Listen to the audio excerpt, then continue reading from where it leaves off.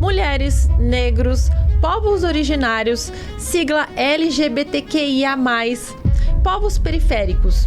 Essas são algumas das minorias sociais que lutam para não ficarem invisíveis no Brasil. Eu te pergunto, elas estão bem representadas na política? Eu sou Michelle Estival e vou te apresentar uma sequência de episódios sobre diversidade e inclusão na política por uma sociedade mais justa. Se a política é direito de todos, é importante ampliar este leque, afinal estamos em uma democracia. Roda a vinheta. Em outubro tem eleições para a gente escolher os novos vereadores. Foi divulgada hoje uma nova pesquisa sobre a corrida eleitoral para a Prefeitura de Curitiba. A eleição para eleger os vereadores da capital está chegando.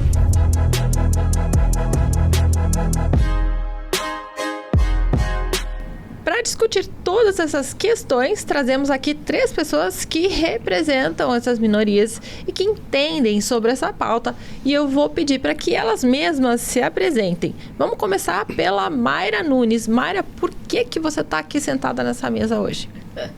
Então, eu sou professora universitária, sou historiadora e pesquiso as questões de gênero e sexualidade já há 15 anos, né? Então, um dos aspectos da minha pesquisa, das minhas análises, é exatamente a questão da representação, da representatividade na política, nos meios de comunicação, né? Quais são os espaços que os grupos minoritários ocupam na nossa sociedade, né? E como essas pautas precisam ser visibilizadas, precisam ganhar destaque de uma maneira positiva, né? Fugir da parte estereotipada, enfim, e no caso da política principalmente, né? Trazendo projetos, iniciativas que realmente representem os interesses desses grupos. Legal. Márcio Cocos, isso? Fala um pouquinho sobre a sua liderança.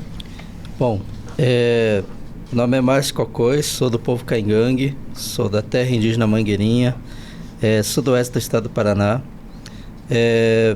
Hoje, atualmente, a gente está junto à ONG Irapuru, né? Sou diretor-presidente. Também a gente tem uma mídia de comunicação chamada Mídia Nativa ON, né? E atualmente a gente está aí fazendo, né, esse trabalho, né? Fizemos vários ativismo ambiental, a luta pela terra, então isso que a gente faz, né? Atualmente a gente está aí fazendo os nossos trabalhos, né? Estamos em Curitiba, né? Nessa luta aí há mais de 20 anos, então se completa justamente esse ano 20 anos de luta, né? Dos povos originários em Curitiba, né? Que é o nosso primeiro Planalto. Então, e assim, a gente está muito... Nesse momento é um momento aguerrido, digamos, né, de direitos, né, dos povos indígenas que infelizmente estão sendo retirados, mas também, né, esse momento, né, político. Então a gente também estamos aí, né, nas instâncias, né, hoje nessa disputa, né, com nossos indígenas, né, as mulheres, os homens e todas as pessoas aí que estão aderindo, porque a gente também precisa estar, né, envolvido nesse cenário, né, para a gente poder estar discutindo, né, juntamente o que é de melhor, né, ou as melhorias, ou também, né, para a gente poder fazer esses enfrentamentos quando se fala em retirada de direitos, né, dos povos indígenas. Também hoje estamos aí numa ocupação, né, no DCE, né, que é uma luta aí pela Casa Moradia Estudantil Indígena em Curitiba. Legal. Matheus Costa, apresente-se. Bem, eu sou o Matheus, eu sou advogado, também sou ativista LGBTI+. Eu trabalho no Grupo Dignidade, sou diretor adjunto da área jurídica da Aliança Nacional LGBTI+, que são 2 organizações LGBT que têm sede aqui em Curitiba, mas funcionam fora de Curitiba também, no Brasil inteiro, no caso da Aliança. Também faço parte da Comissão de Diversidade de Gênero da OAB, faço parte do Comitê LGBTI+, da SEJUF, acabei de ser eleito para o Comitê de Educação e Direitos Humanos do Estado do Paraná também, e eu também sou coordenador do programa Voto com Orgulho no Paraná, que é um programa que reúne candidaturas do Brasil inteiro que se comprometem com a causa LGBT, com as pautas LGBT+.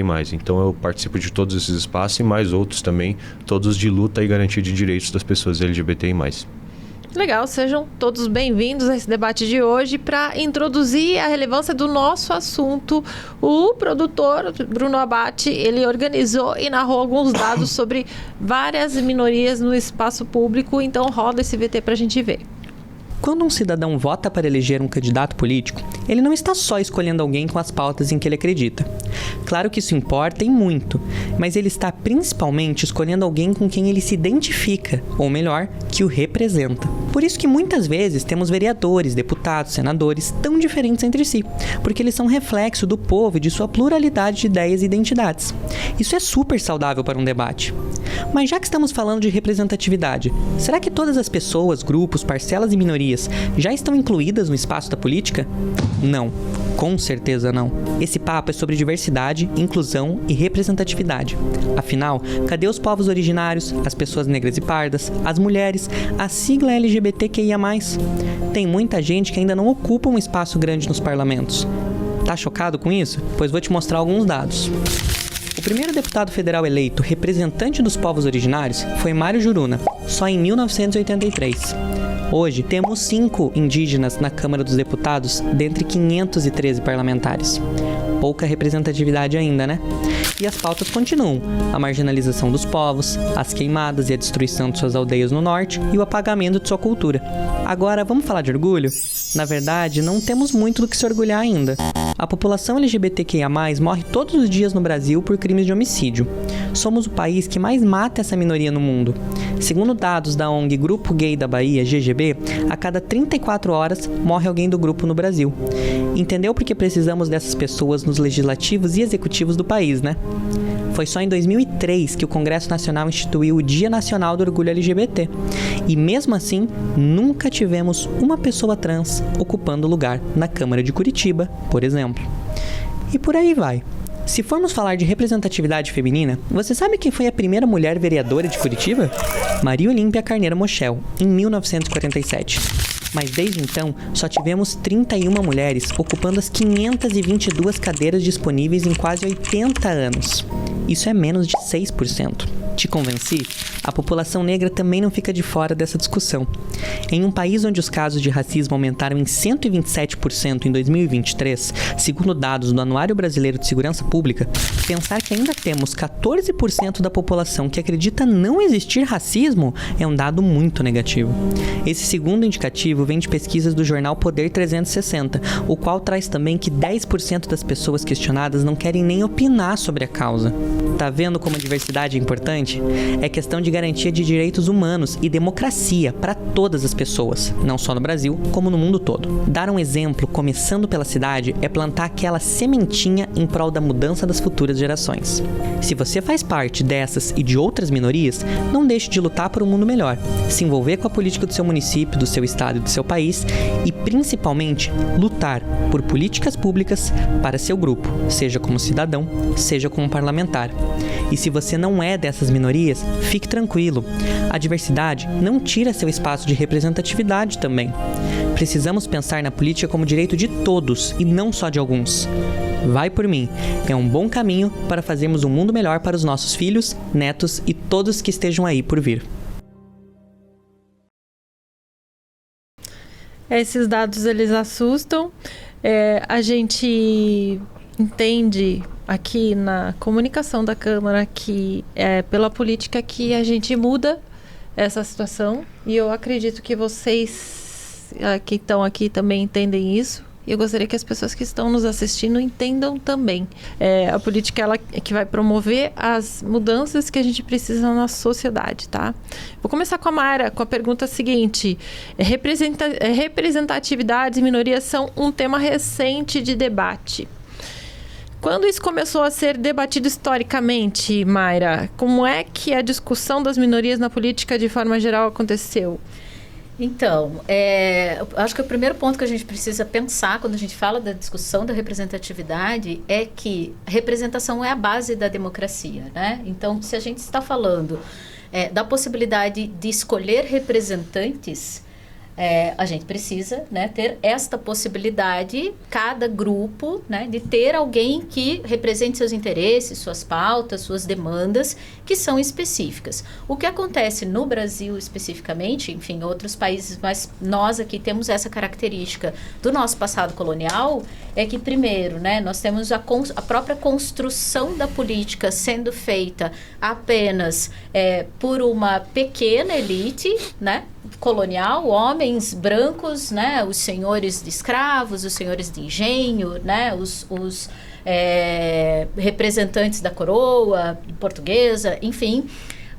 No período imperial, né, nós não temos uma participação política, e quando chega na República, que é o momento, então, agora sim, né, de ter uma estrutura igualitária, com uma pauta igualitária, a primeira Constituição, de 1891, por exemplo, já não prevê a participação das mulheres, né? Não prevê o voto feminino, não existia nem uma negativa, né? Não estava nem no texto da lei que as mulheres não podiam votar, só era subentendido que elas não podiam votar porque as mulheres não eram sujeito de direito. Junto com isso, a gente tem um outro ponto que eu acho que é bem importante quando a gente discute a questão constitucional, que é a questão do voto dos analfabetos. Então, o voto dos analfabetos, ele só é previsto na Constituição de 1988. E nós temos uma população adulta analfabeta majoritária até meados da década de 60, 70. Então, você tem, historicamente, durante praticamente todo o século XX, a maior parte da população nem votando. Quanto mais, né, poder participar dessa discussão de quem me representa ou quem não me representa. Então, essa demanda pela participação política, né, que vai começar com o movimento sufragista e a luta do voto das mulheres, lá na virada do século XIX para o século XX, né, ela marca esse primeiro movimento de um grupo que foi excluído de dizer, ok, agora eu quero participar. Então, eu quero também tomar decisões, eu quero poder votar e ser votada, né? E a questão do voto aqui, ela tem dois papéis, né? Esse papel de você poder escolher representação, de você poder também ser representante, né? Porque as mulheres, se elas não podiam votar, elas também não podiam ser eleitas, né? E de estar na atuação política trazendo mudanças, transformações e legislações, no caso da mulher que não era um sujeito político, poder, por exemplo, ter propriedade no seu nome, poder, né, hoje em dia abrir conta no banco, são características que vão sendo inseridas na legislação, inseridas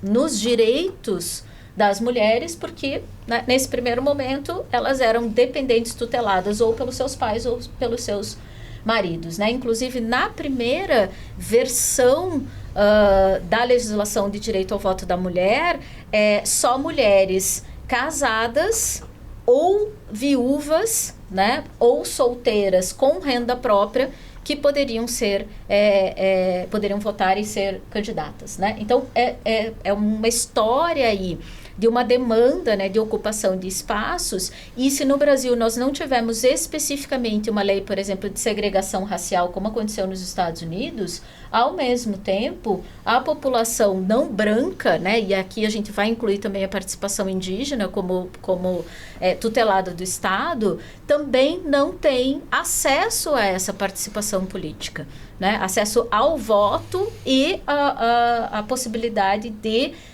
representação, né? Então, é muito recente esse debate, lembrando, inclusive, não apenas na questão dos grupos minoritários, mas da política em geral, que o Brasil até, né, vamos colocar aí, 15, 20 anos, tinha como máxima política, futebol e religião não se discute.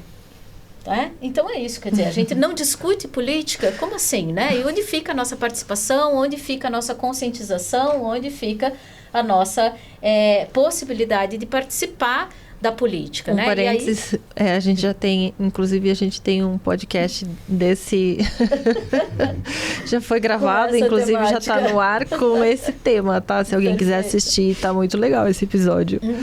Maravilha.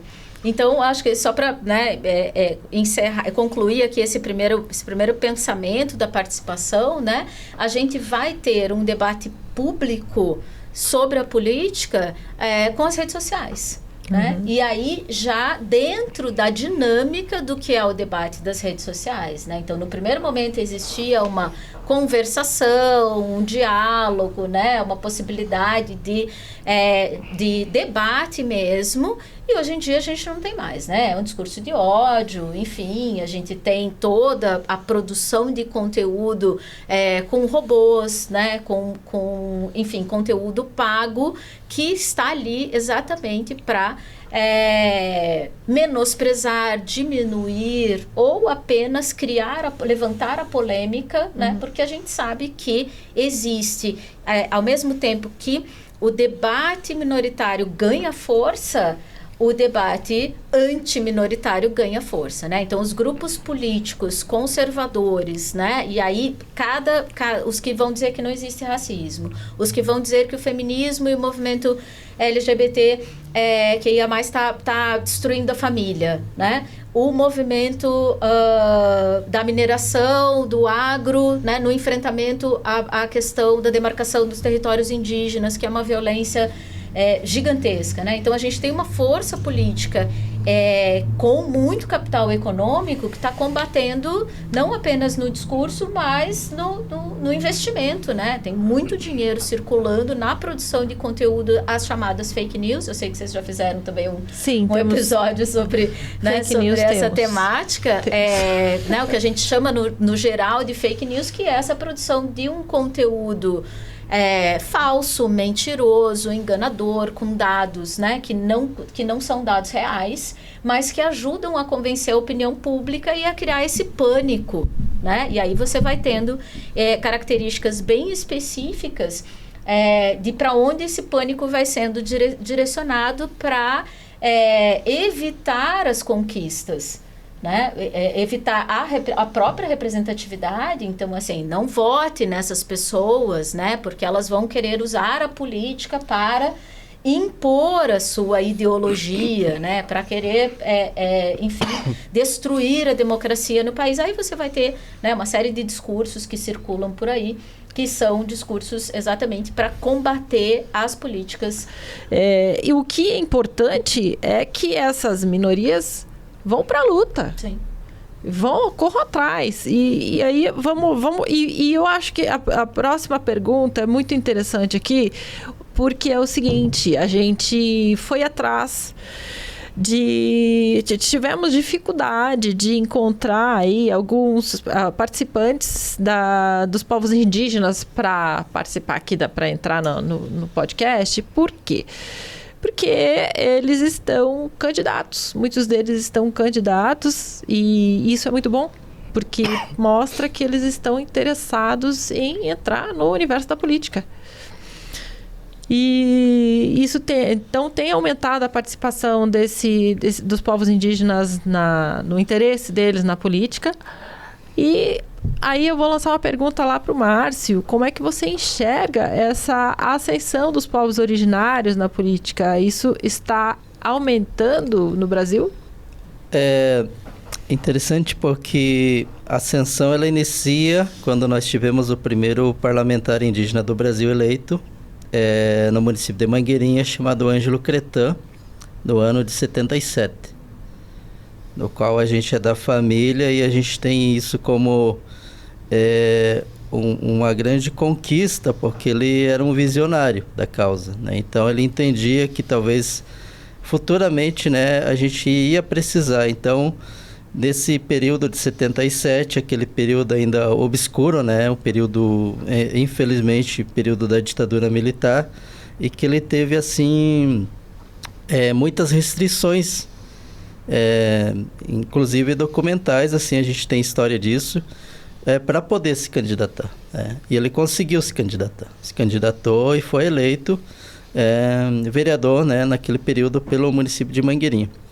E depois daquele período que passou, aí, né, passou-se muitos anos, aí depois que veio o Mário Juruna. Então, no histórico, né, da política, enquanto parlamentar, a gente tem essa referência, né, como Ângelo Cretan. Mas a ideia era fazer essa abertura. Inclusive, tem a história... eu basei em cima da história dele porque é interessante. Infelizmente, né, depois ele foi assassinado, né, no ano de 23 de janeiro de 80, sofreu um acidente, emboscada. E no dia 29 de janeiro, infelizmente, faleceu, né, do ano de 1980. Mas antes disso ele tinha sido convidado a assumir uma cadeira a deputado estadual.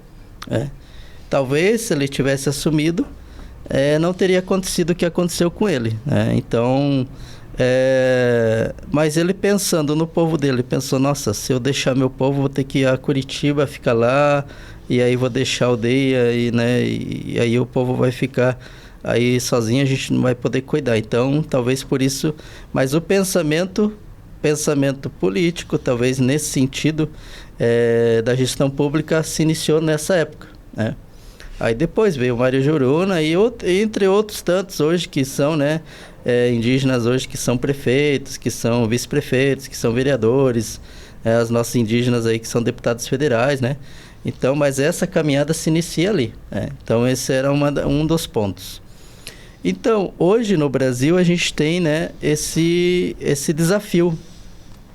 Primeiro, porque o que é uma política para nós? Nós temos a política do interior do estado, que é diferente de uma política da capital. Certo. Que lá no interior do estado, você é candidato pelo partido A, o B ou C, independente de ver a visão dele no estado, se ele tem divergências, ou nacional, se ele tem divergências, né? Lá no interior não funciona dessa forma. Lá você toma o cafezinho com o teu adversário ali na panificadora e circula no mercado ou na loja. Quando você vem para a grande capital, aí você começa a ver, olha, tem esse daqui, tem esse grupo aqui, esse daqui, né? Inclusive, hoje, dentro das nossas parlamentares indígenas que estão deputadas, nós temos isso. Nós temos deputada pela direita e temos pela esquerda, né? Entre aspas.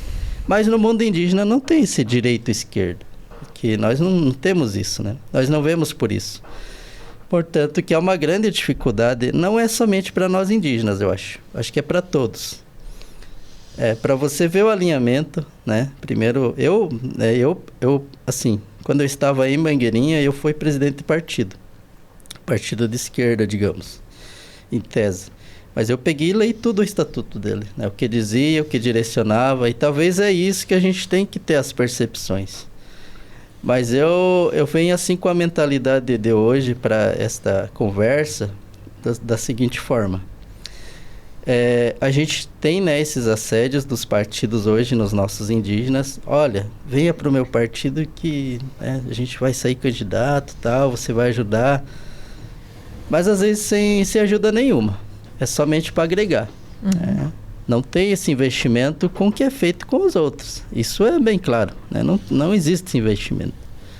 Isso é utópico. Então, para você poder eleger, como aconteceu em São Paulo, com as nossas deputadas federais, isso é um grande desafio, né? Como aconteceu em Minas Gerais, é um desafio gigante.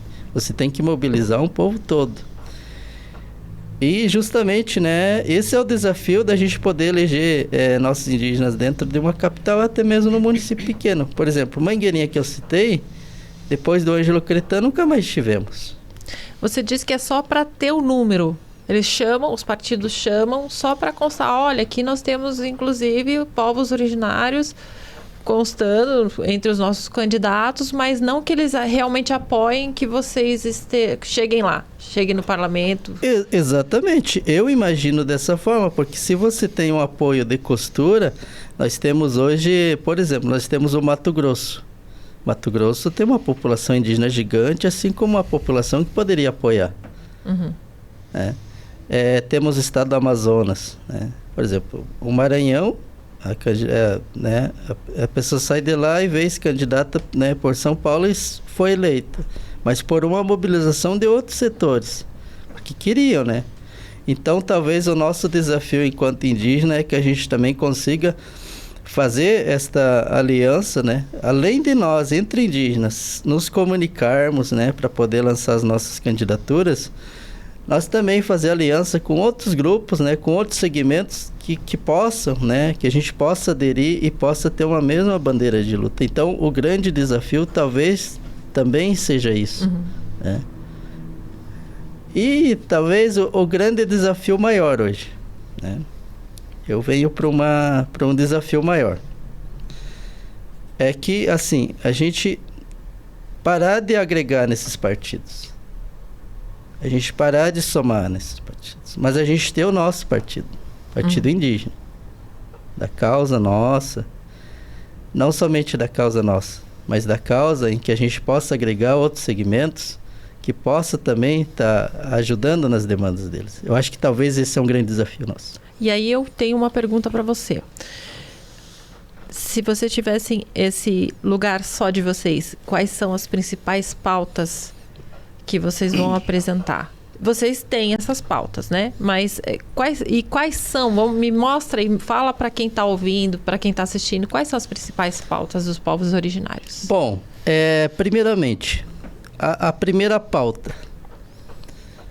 Todos precisam de água. Nós temos água nos nossos territórios indígenas. E todos precisamos cuidar dela. Todos precisam respirar. E nós temos as nossas florestas. Então essa é uma das pautas. Explica um pouco melhor sobre essa coisa de todos precisam de água. Porque aqui, assim, quem está assistindo isso aqui, está dentro da cidade, recebe água na torneira e está tudo bem, está respirando o ar, é a vida urbana. O que você quer dizer com isso? O que eu quero dizer com isso é que as grandes nascentes, os grandes rios, eles nascem em territórios, a grande maioria em territórios indígenas. Ela nasce lá dentro e ela sai para fora, ela vai para a cidade. Mas localmente estamos falando de Piraquara, né? Não só Piraquara, mas o Brasil todo. Localmente Piraquara. Isso, eu estou falando Curitiba. Curitiba, Rio Iguaçu. Mas que se não tiver floresta, se não tiver quem cuide, isso seca. Então, necessariamente seria isso. E para chegar água na sua torneira, para chegar água à sua casa, alguém está cuidando por isso. Quando se fala em respirar o ar, também é isso. É a floresta, né? Tudo que tem nela, é a biodiversidade, é o ambiente. Então, isso se tem em muitos territórios indígenas ainda, e a gente conserva por conta disso. Talvez é uma das coisas que, dentro de uma bandeira política, a gente poderia discutir isso. Não tenho dúvida, isso seria de grande importância. Mas o grande embate, a grande discussão que nós temos hoje, que seria uma dos focos, e eu imagino que também seria polêmico, principalmente do que a gente está acontecendo hoje, que, né, estamos sendo atacados, os direitos, mas principalmente os direitos em cima das nossas terras. Né? Acho que uma das grandes bandeiras seria a demarcação de terra. Né? Ela foi constitucionalmente direcionada lá em 88, né, e que daria um prazo para que se demarcasse isso. Então, politicamente falando, ela se fez uma parte. Né? Mas hoje ela se está discutindo de outra, né, como o chamado marco temporal. Né? Então, politicamente falando, a gente precisa resolver essas questões. Né? Porque, como eu te falei, infelizmente hoje há partido A, B ou C, em que os nossos indígenas estão envolvidos, mas que muitas vezes eles se envolvem lá dentro, lá no interior do estado, lá na aldeia, lá no município, ou até mesmo na própria capital. E aí, às vezes, o partido,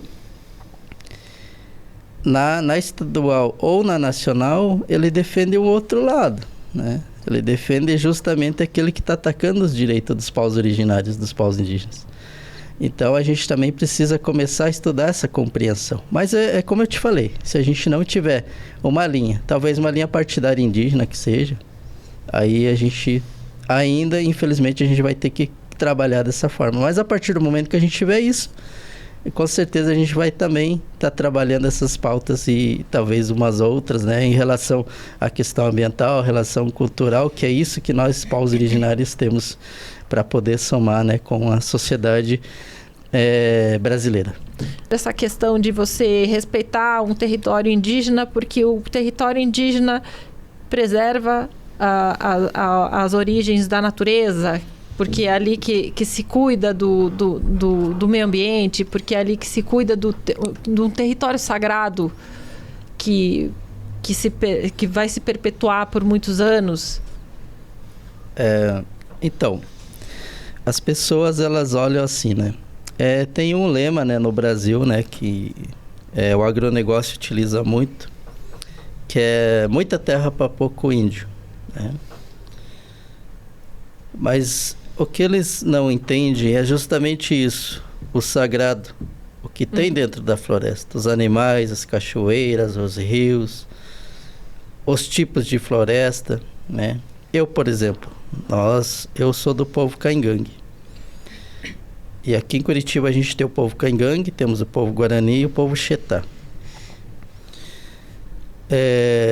Para nós é o todo, não há uma divisão, né? Não existe essa divisão. Se colocou essa divisão, isso se colocou no passado.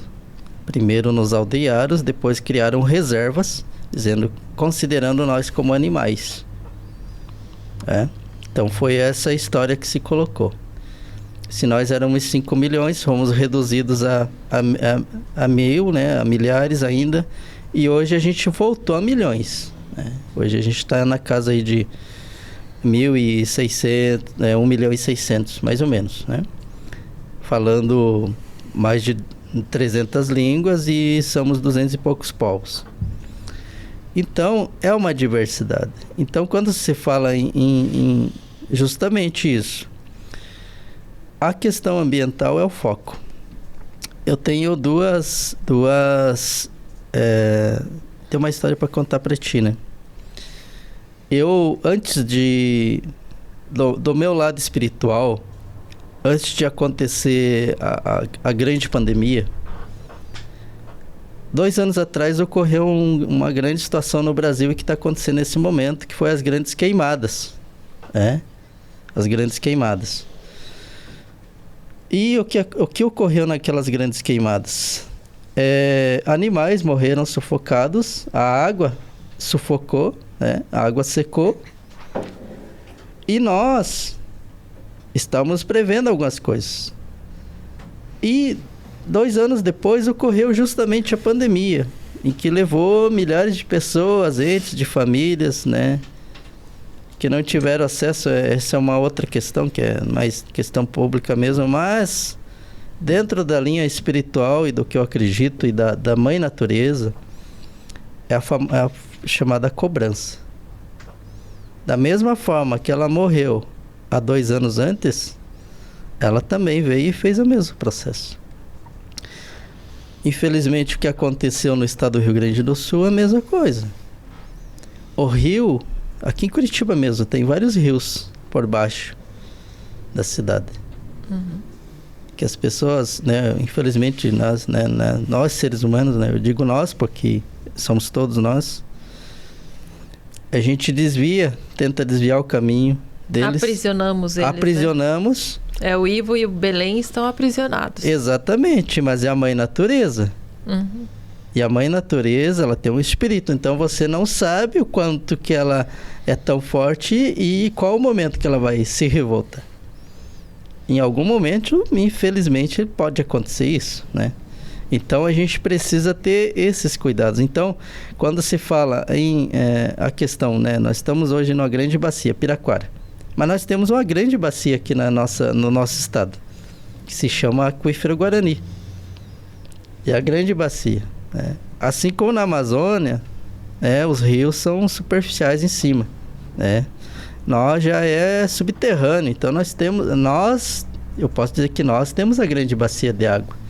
E nós precisamos proteger ela. E só protegemos através, não é somente você fazer a parte de eu vou separar o lixo aqui e o lixo aqui. Não é isso que resolve. O que resolve é você ter o contato com a terra, você ter o contato com a mãe natureza. Vocês que estão nos ouvindo, né, famílias, levar seu filho, né, conhecer uma árvore, a história daquela árvore, a história daquele rio, caminhar na floresta, sentir a terra.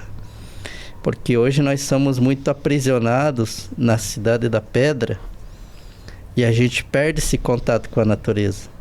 E talvez por isso muitas coisas acontecem, né? não estão... Então, isso são formas que tem, né? E que nós, povos originários, nós, povos indígenas, ainda sentimos, né? Sentimos. E quando a gente vai para um embate, para uma disputa, pelo tudo que está acontecendo, né? No estado do Mato Grosso do Sul, com os povos Guarani e Kaiowá, com os meus parentes Avá Guarani na região oeste do estado do Paraná, né, ligado tudo isso ao que hoje vem, né, nesse modelo, né, de enfrentamento, né, o modelo da monocultura, do agronegócio, né, que mancha, né, que a gente diz que hoje o soja que sai do Brasil está manchado de sangue indígena. E muitas pessoas por trás desses grandes produtores hoje estão no meio político. Hoje estão. Eles financiam, esses grandes produtores financiam essas pessoas para estarem no Congresso, né, para estarem nesses espaços políticos, para estarem dando cobertura a eles dentro das leis e talvez criando leis que vai de encontro aos povos originários, aos povos indígenas e também aos outros segmentos que dependem muito disso, para fazer esses ataques a esses outros segmentos, não somente aos povos indígenas, mas aos outros segmentos que eles acham que são minorias. Mas eu sempre digo que a minoria não tem, a minoria é a maioria, porque quando a gente sente na pele, quando a gente precisa fazer a luta, a gente vai à luta. Então, é nesse sentido, né, que a gente vem trabalhando hoje. Obrigada, Márcio. Agora a gente vai mudar de assunto. Ainda a gente fala de minorias, mas a gente vai falar de uma outra minoria, LGBT. E o Brasil é o país que mais mata LGBTs no mundo por homofobia. E, Matheus, a pergunta é a seguinte: a pauta do direito à própria vida caminha junto dessa população nos parlamentos. O que ainda não temos atendido para continuar com esses problemas? O que ainda falta para inserção no mercado, universidade, na própria família? Olha, para te falar a verdade, Michele, a gente avançou muito na pauta LGBTI nos últimos anos no Brasil. Mesmo que isso tenha sido de um ponto de vista histórico muito recente, porque o primeiro direito foi em 2011 com o reconhecimento da união civil entre pessoas do mesmo sexo. O que 2011, o que dá 13 anos até agora, é nada para o nosso nível de história de 524 anos de história, né? Uhum. Mas já foi um direito muito relevante. E depois dele veio o direito à adoção, o direito à conversão ao casamento e outros direitos que foram sendo conquistados. Em 2018 veio o direito à retificação de pronome gênero para as pessoas trans. Em 2019 veio a criminalização da LGBTfobia, que eu acho que é uma coisa que entra bem na sua pergunta aí, e vários outros direitos que a gente foi conquistando. O problema é que, se em tese eles estão garantidos, na prática não é bem assim. Uhum. No Brasil, a gente ainda vive esses números horríveis que você falou ainda. O Brasil é o país que mais mata pessoas LGBTI no mundo, principalmente pessoas trans. Porque eu gosto de trazer esse número porque é um número chocante, que as pessoas às vezes não sabem, mas a expectativa de vida de pessoas trans no Brasil hoje em dia, em 2024, é de menos de 35 anos de idade. É uma expectativa de vida que as pessoas tinham na Idade Média, e é o que as pessoas vivem no Brasil hoje em dia. Fora, não só as pessoas trans, mas todas as pessoas LGBTI+, estão em uma situação de vulnerabilidade que é muito agravada. E a gente chega, quando você para analisar o porquê de estar acontecendo isso, você pode chegar a várias conclusões. Uma das que eu gosto de trazer é que, de fato, a gente não tem representação política. E se tem, é muito pouco ainda. Tem personalidades muito importantes, mas ainda são muito poucos no nível geral dos candidatos. Como a própria Mayra falou, a gente elege um perfil muito específico de candidato no Brasil. É quase como se os candidatos fossem, se o direito de ser candidato fosse uma herança, porque são as mesmas pessoas, o mesmo perfil, aquele homem branco, hétero, cisgênero, que está lá e está decidindo sobre todas as pessoas. Eu gosto de trazer isso porque a gente fala muito sobre diversidade e eu trago, a gente não é igual. A gente nunca foi igual, a gente nunca vai ser igual. As pessoas são muito diferentes. E a gente precisa falar mais sobre equidade, sobre igualdade de condições para atingir certos direitos, para conseguir certas garantias, e é o que a gente não consegue fazer na política. Esse perfil tão específico de pessoas que é eleita, na verdade é uma minoria populacional. Quando você vai ver esse perfil, o homem hétero branco, é a minoria da população. Mas é esse perfil que decide a vida para todas as pessoas. Essas pessoas não têm garantido os direitos das pessoas LGBTI+, no Brasil. Todos esses direitos que eu falei, direito ao nome, direito à união civil, a criminalização, foram todos direitos conquistados pelo STF. Nenhum deles a gente não tem no Brasil hoje, em 2024, uma lei, um direito a nível nacional que tenha sido aprovado para garantir um direito de uma pessoa LGBTI+. Todos eles foram através do poder legislativo ou poder judiciário, principalmente. Legislativo não, do poder executivo ou do poder judiciário. E isso é um problema, porque a gente não consegue, de fato, garantir esses direitos. Se muda, por exemplo, uma composição do STF, a gente pode perder tudo isso. A gente não tem uma forma de garantir de uma maneira mais efetiva. E é por isso que a gente precisa eleger mais pessoas LGBTI+, ou pessoas mais aliadas à causa. Porque sem isso, a gente não vai conseguir conquistar esses direitos na prática. A gente vai ficar só no papel. Tem o direito de se casar, você pode se casar, a pessoa que comete LGBTfobia pode ser processada, mas o processo de fazer com que isso vire uma condenação criminal e principalmente que isso vire uma mudança de cultura na prática ainda é muito longo, e a gente está longe ainda disso acontecer. Então, quando você olha um candidato, o que define se ele é competente ou não é se ele é LGBTQIA+, não é se ele é uma pessoa dos povos indígenas, um indígena, não é isso que define, é a competência dele. Então, assim, o que é importante é você conferir quais são as pautas dessa pessoa. Será que ele tem capacidade para tocar isso para frente? Não se ele é isso que foi falado aqui, que o Matheus falou sobre o homem é branco, hétero, então ele é confiável. Que, na verdade, remete a 300 anos atrás, quando a gente elegia como vereador os homens bons. Né? É uma coisa muito arcaica. Se ele é um homem casado, se ele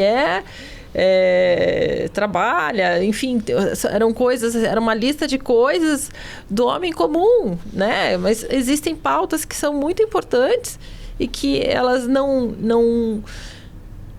estão nesse universo, né? Que o homem comum que não vive aquela realidade pode trazer. Se você tem na família uma pessoa que se revela gay, né, ou uma lésbica, todo mundo se envolve naquilo. Não é uma pauta só não é uma coisa seccionada.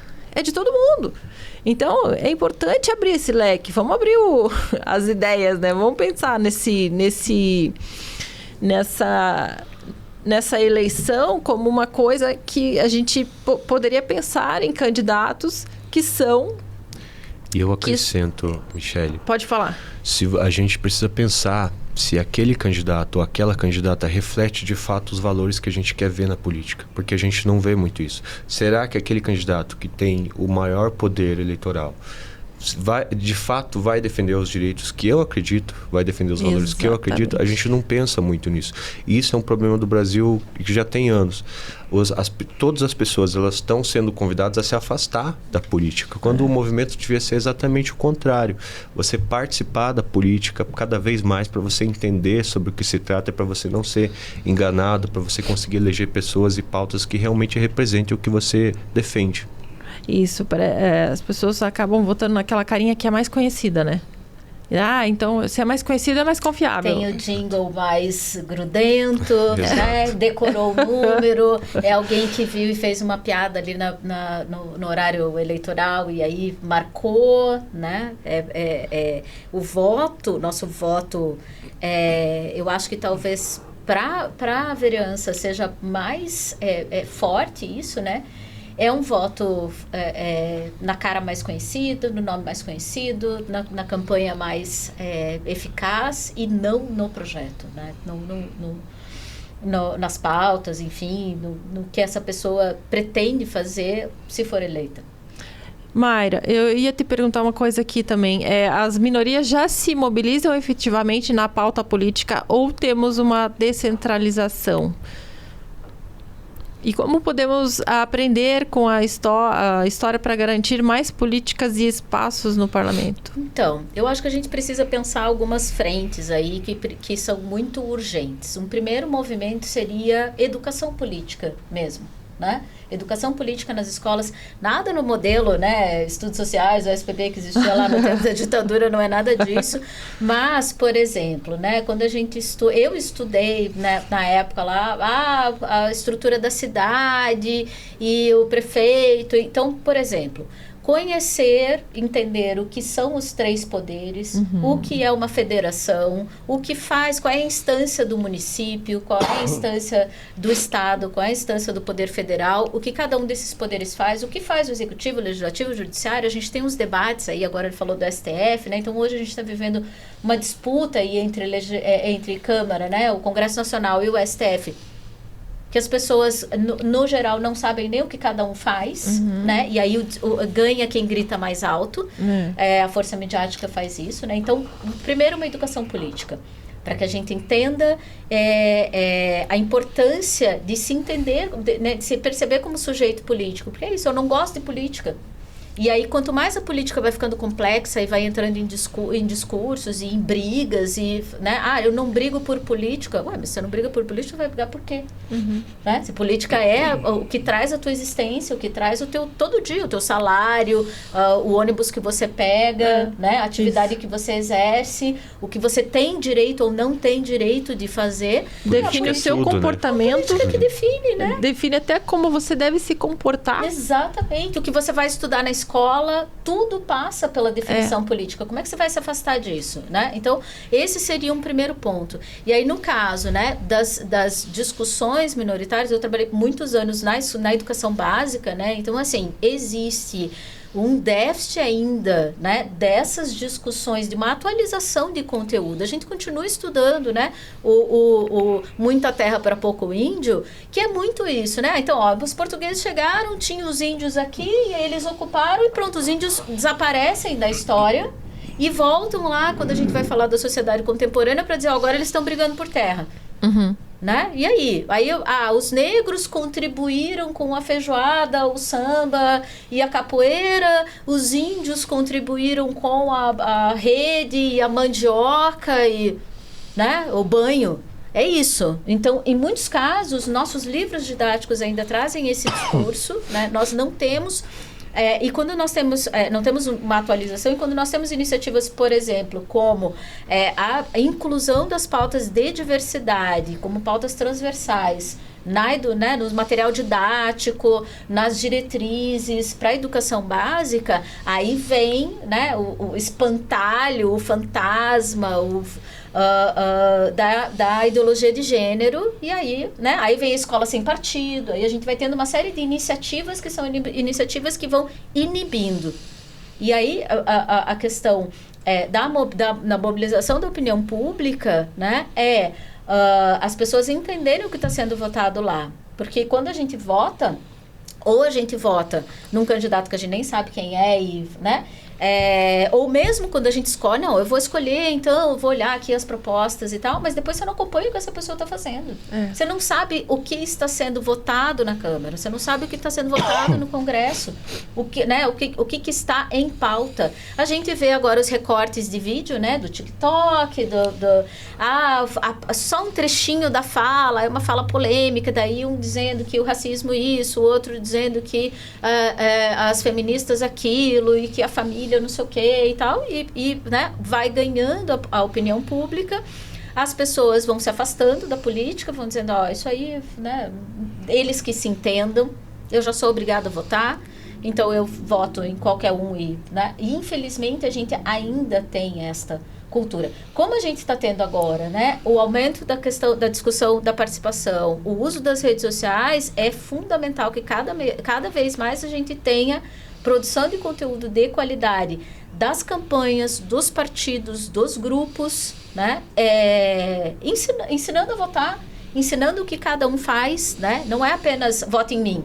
Né? É assim, entenda primeiro para que você está votando, o que esse teu candidato vai fazer, qual é a função dele lá na Câmara, lá no Legislativo, lá no Executivo, o que faz né, quem está no cargo da Prefeitura ou quem está nos conselhos, né, representação social, os conselhos, ninguém sabe, inclusive outras instâncias de participação política, o próprio movimento social como uma possibilidade de participação também. A gente está falando bastante do voto, né? Porque, obviamente, é a pauta aqui da questão eleitoral. Mas entender todas as dinâmicas da participação democrática e reconhecê-las como válidas, porque aí a gente vai eliminando, né? Então, o movimento social é baderneiro, é gente que quer complicar, é gente que, né, não tá interessado na pauta comum. Olha só a distorção do discurso, né? A gente está falando aqui de questões que, a princípio, vão interessar apenas a mim, ao Márcio, ao Matheus e aos nossos grupos específicos que nós estamos representando. E não pensando em questões de coletividade. Né? Então, quando a gente está discutindo direitos humanos, quando a gente está discutindo o papel dos povos indígenas, né, na manutenção né, de todo o sistema ecológico que está, obviamente, né, aí, sendo atacado, enfim, que a gente precisa reverter urgentemente esse quadro, a gente não está pensando em questões que dizem respeito só a nós, quando a gente está discutindo a nossa representação. E aí, o interessante é isso, né? Nós somos minorias, nós somos taxados como se só tivéssemos pautas específicas, nossas, né? Quando são os grupos minoritários que estão olhando para o coletivo. Exatamente. E aí eu pergunto para o Matheus, como que você está no grupo Dignidade, né? Como é que esses grupos, né, podem garantir uma maior participação política? As ONGs ajudam nesse sentido, associações como o grupo de Dignidade incentivam as pessoas, né, a entrarem na política? Eu acho, Michele, que para as pessoas que não sabem muito bem o que faz uma ONG, que eu acho que também tem um papel muito educativo aqui, o que a gente fala, as ONGs elas fazem parte do terceiro setor, são aquilo que o Estado devia fazer, mas ele não faz porque ele não tem braço, porque é muito difícil fazer. O Grupo de Dignidade, ele faz atendimento para as pessoas LGBTI+, em diversas áreas. A gente tem mais de 20 projetos que atendem diretamente as pessoas. Eu não vou falar todos eles aqui porque ia demorar um tempo. Mas é importante que a gente saiba que as ONGs existem porque o Estado não dá conta de resolver todos os problemas.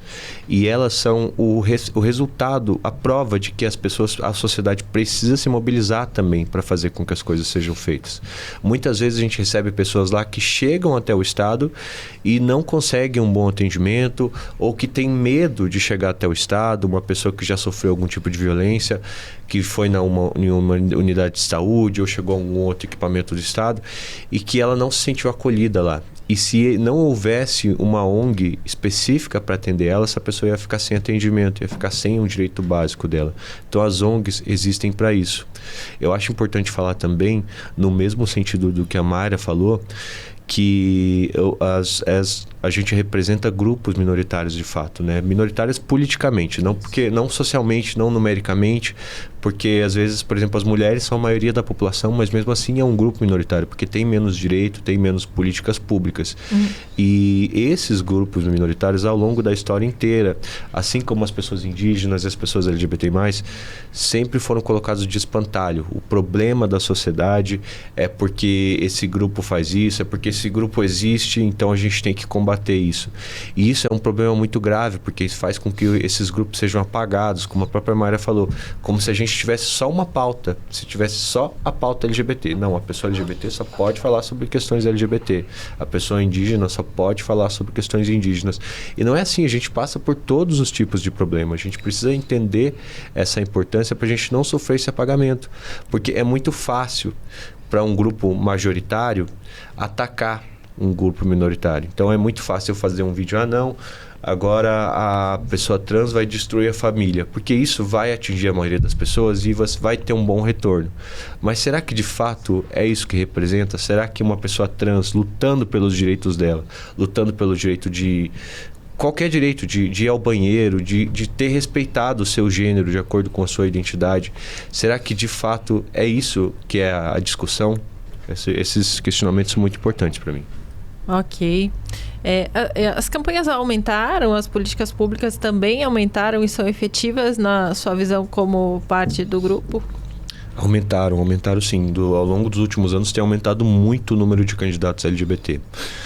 Isso não se reflete na eleição de candidatos, né? Como foi até falado na introdução. Curitiba nunca teve um candidato trans ou uma candidata trans, por exemplo. E várias cidades.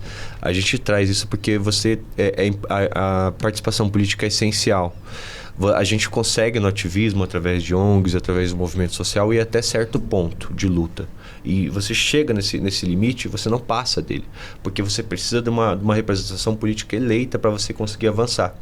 Aqui no Paraná, a gente ainda está penando muito nisso. No Rio, em São Paulo, a gente já conseguiu esse eixo aí, que geralmente as coisas acontecem antes. No Brasil, ele já conseguiu ultrapassar essa barreira. Mas aqui ainda não. Então, a gente ainda está lutando para que isso aconteça, para que eleja, se não pessoas LGBT, pessoas de fato aliadas com a causa, porque assim a gente vai conseguir avançar e quebrar várias barreiras que ainda precisam ser quebradas, né? E você está otimista para essa eleição? Eu tô bastante otimista, sim. Como o número tem aumentado nos últimos anos e eu acho que as pessoas estão mais conscientes hoje em dia. Eu falei que tem ainda um movimento muito forte de pessoas que desacreditam da política, acho que isso é verdade. Mas essas pessoas estão tomando um pouco mais de consciência, estão querendo participar. Nessas eleições, muitas pessoas vieram falar comigo sobre política, mesmo antes do período eleitoral. Então, significa que as pessoas estão mais conscientes mesmo e elas querem buscar um candidato, aquilo que eu falei também, buscar se aquele candidato representa mesmo os valores que a gente acredita e também ver se aquela pessoa ter um background, uma história atrás dela que de fato reflita aquilo que ela acredita. Porque é muito fácil você construir uma candidatura agora no período eleitoral. Qualquer pessoa pode fazer isso. Mas será que aquela pessoa de fato construiu aquela trajetória? Será que ela chegou nesse momento e pode falar que ela tem expertise para falar que ela entende daquele assunto, que ela acredita de fato naquilo? Ou então é uma imagem, é uma história contada, é um personagem criado para essa eleição? Porque senão a gente vai ser enganado de novo, né? Se a gente não refletir sobre isso. Tá certo. Vou estender a pergunta para a população originária. Márcio, como que a gente aumenta a participação popular política dos indígenas e outros povos a nível local? A nível local, bom, a gente está nesse desafio, né? Como eu falo, hoje a gente tem um chamado, né? Inclusive pela nossa organização indígena, a PIB, que é a Articulação dos Povos Indígenas do Brasil, que é Aldeando a Política. Então, a gente está com esse chamado, né, para que, né, os nossos, hoje, concorrentes, né, os futuros candidatos, né, os que estão candidatos, possam estar nessa luta, né, nessa batalha, porque, como eu estou dizendo, é desafiador, sabe? Para nós indígenas, a gente poder primeiro entrar, primeiro acessar, né? Primeiro você estar junto do partido, o próximo. Aí depois você poder fazer todo aquele trabalho de costura ali dentro, né? Partidária, para que se possa ser candidato. E depois a questão, né, financeira. Mas eu imagino que localmente a gente tem alguns candidatos e a gente está com expectativa aí de que, quem sabe, né, possamos ter alguns eleitos, né? O nosso objetivo, acho que quando a pessoa entra para uma eleição, para ser candidato, né, ele primeiro, né, confiar nele mesmo, né? Depois a família e depois as pessoas, né, do determinado grupo ou dos grupos, né, conforme a gente vem conversando, para que a gente possa juntar e fazer esse apoio. As pessoas até perguntam, mas, por exemplo, na capital, né, tem candidatos, né, com certeza temos, mas Aí pergunto, mas por que tantos candidatos? Mas Curitiba é tão grande, né? Então, é como eu falei, é diferente do interior, né? Do interior, às vezes, a população é até menor. Então, lá tem as terras indígenas próximas, né? É viável sair 1 ou 2 candidatos e tal. Mas a Curitiba é tão grande, então acho que se as pessoas realmente encamparem, né? E acreditarem que é possível a gente ter indígenas representantes, né? Dessa população, eu imagino que eles vão ter muito a ganhar com isso, porque a gente mantém a nossa vida, a nossa essência de luta, né? A gente com certeza não vai mudar. Então, acho que talvez é um pouco mesmo das pessoas, né, da sociedade acreditar mais nisso, né? Como foi falado, não ter, às vezes, uma figura representativa que saiu só para aquele momento. Mas você estudar o histórico da pessoa, né? Como a gente falou, esse apagamento histórico que houve lá desde da ocupação, da invasão do Brasil até agora, parece que é um apagamento de 400, 450 anos, se você colocar numa linha do tempo. E agora os indígenas, de repente, aparecem, né? Antes tinha a visão, né, do indígena nu, dos cocares, das ocas. E hoje o indígena aparece, né, utilizando um aparelho de celular, utilizando... Então isso tudo é tecnologia, e isso também a gente vai utilizar muito. A gente já começou a utilizar como ferramenta política, né?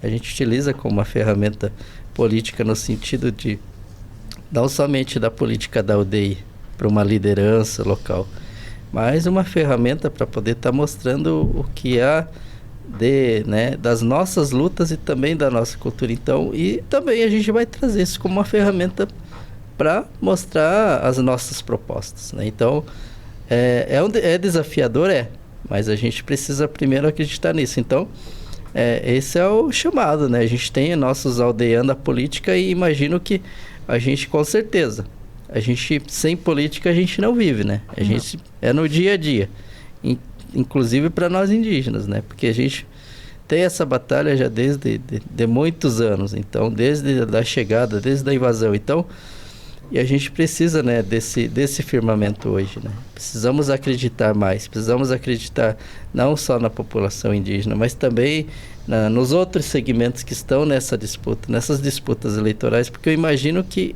nós podemos pensar além de por nós, mas pensar pelos outros segmentos, e quem sabe nós podemos pensar até mesmo nessa visão, né, que a política tem, né, do homem branco, de olho claro. Ele também vai precisar de nós. Tenho certeza que vocês vão enriquecer muito o debate num plenário, no parlamento. Infelizmente, o nosso papo está acabando, mas eu quero deixar aqui que vocês se despeçam e deixem uma mensagem para que as minorias... para as minorias que pensam em entrar na política. Vamos começar aqui... Vamos começar com o Márcio.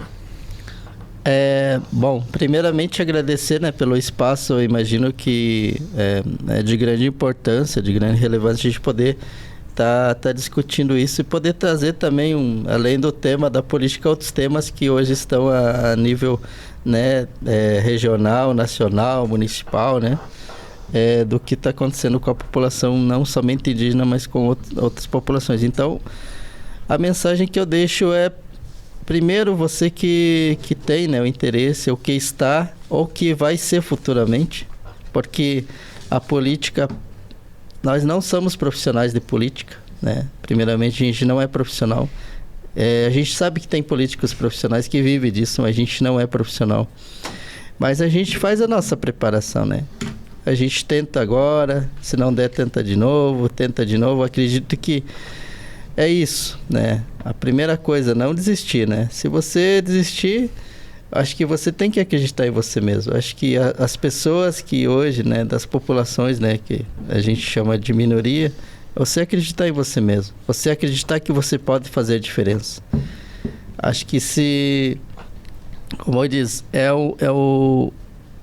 um dos grandes objetos que a gente tem na mão hoje, é a ferramenta, né? Para a gente poder lidar com isso. Como eu digo, a gente está numa luta, né? Como eu falei, e eu estou dizendo para as pessoas, para os grandes diretores, né, da universidade, do estado, né, que a gente está nesse embate, é que a caneta ela funciona como uma flecha, e você sabendo usar bem ela, você vai conseguir direcionar as coisas boas, as ações boas.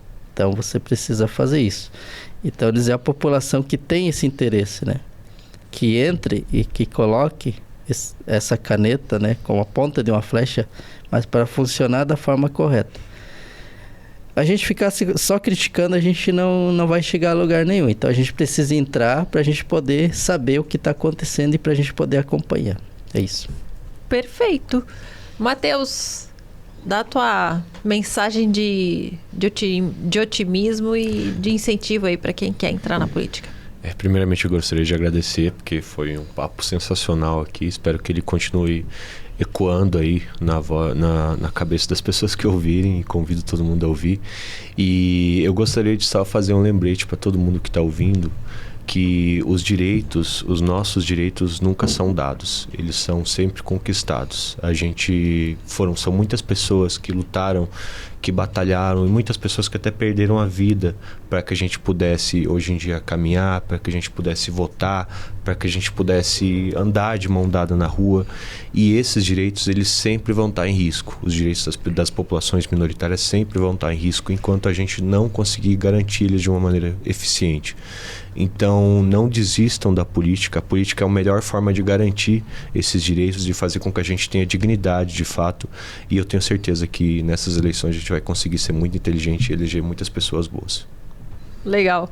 Mara, fecha isso. Então, eu agradeço também, né, o convite, a possibilidade de participar aqui com vocês dessa conversa tão importante, né, e matemática, enfim, que não se encerra aqui, né. O meu recado é: só a luta muda a vida. Né? Então, a gente precisa olhar para a política como algo que tem que ser uma construção diária, uma construção coletiva, né? Pensar, no caso, né, das pessoas que pretendem se candidatar, na força, né, na necessidade de ocuparmos esses espaços, e para as pessoas que acham que uma candidatura não é necessariamente seu espaço de atuação, que elas possam fortalecer candidaturas, né, que elas possam ajudar a fazer essa construção, porque ela não se faz com uma única pessoa, ela não é apenas com o candidato ou com a pessoa que foi eleita. A gente tem um grupo inteiro que está ali fazendo esse mandato acontecer, né, no caso de uma eleição. Então, a pessoa foi eleita, é uma equipe que está ali, que ajudou a construir, é uma causa que está sendo defendida, é uma pauta, é um projeto. Então, que a gente possa fortalecer as candidaturas, primeiro ter as candidaturas, segundo fortalecer as candidaturas, e terceiro fortalecer os projetos que estão sendo discutidos ali, né? E que a gente faça da política sempre um exercício diário. Legal.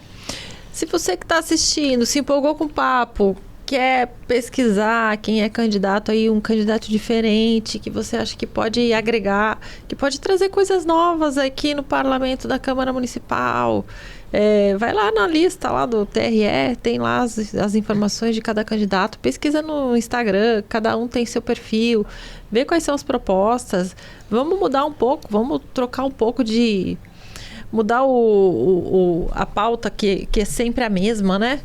Quem sabe a gente pode fazer alguma coisa diferente, e aqui na comunicação a gente sempre agradece, porque daí os assuntos que a gente trata vão ser um pouco diferentes do que a gente está habituado.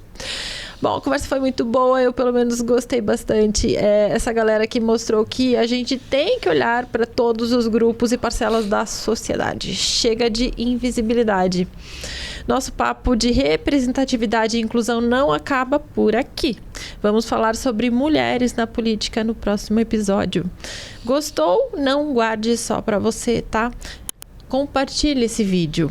E comente, claro, curta, mas principalmente compartilhe para que mais gente possa ter acesso a essas ideias, a essas informações, e possa ter um voto mais confiante e consciente nessas eleições.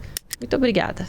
Em outubro tem eleições para a gente escolher os novos vereadores. Foi divulgada hoje uma nova pesquisa sobre a corrida eleitoral para a Prefeitura de Curitiba. A eleição para eleger os vereadores da capital está chegando.